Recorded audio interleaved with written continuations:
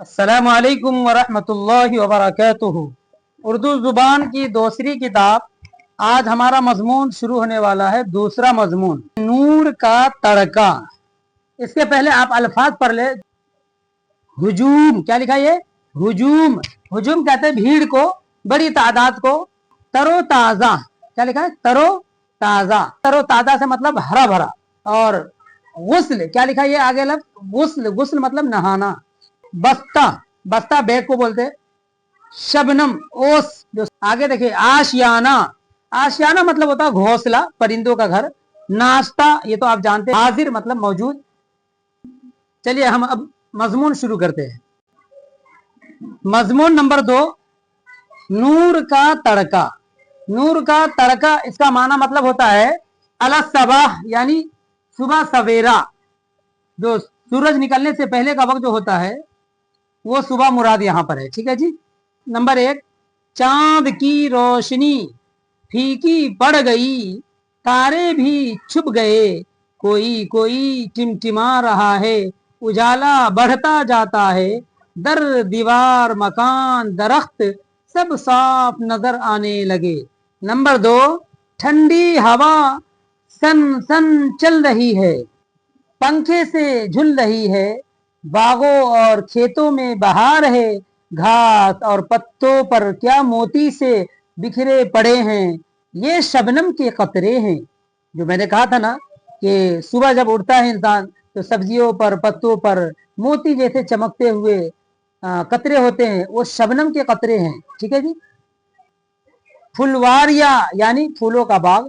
फुलवारिया महक रही है, कुछ फूल खिल गए, कुछ कलियां चटक रही है, बेल बूटे सब तरोताजा नजर आते हैं, यानी हरे भरे नजर आते हैं। नंबर 3, चिड़ियों की चहकार से हवा गूंज रही है, आशियानों से निकलकर दरख्तों पर हुजूम किया है, यानी घोंसलों से परिंदे निकलकर दरख्तों पर, परिंदों की एक भीड़ है, इज़्दिहाम है, दरख्तों पर हुजूम क्या है, अपनी अपनी बोलियां बोल रही हैं, कान पड़ी आवाज सुनाई नहीं देती, यानी खूब चू चा और शोर शराबा, चिड़ियों की चहकार पूरे आबोताब के साथ शुरू हो जाती है। तो क्या लिखा? कान पड़ी आवाज सुनाई नहीं देती, इतनी आवाज रहती। नंबर 4, भेड़ बकरियां भी चिल्ला रही हैं, गायें भैंसें चौकन्नी हो गई, उनके बच्चे भी किलबिला रहे हैं, कारोबारी लोग सब उठ बैठे, कोई गुस्ल कर रहा है, कोई मुंह हाथ धो रहा है। गुस्ल मतलब नहा रहा है।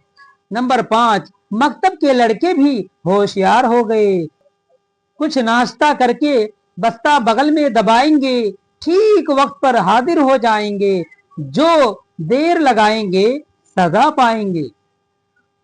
यानी जैसा सुबह सवेरा होता है तो बच्चे एकदम से तैयार हो जाते हैं, एक्टिव हो जाते हैं, पूरी डिसिप्लिन में आ जाते हैं और फिर वो पढ़ने के लिए हमेशा चाक चौबंद होते हैं। जैसा वक्त होता है फौरन वक्त पर हाजिर हो जाता है।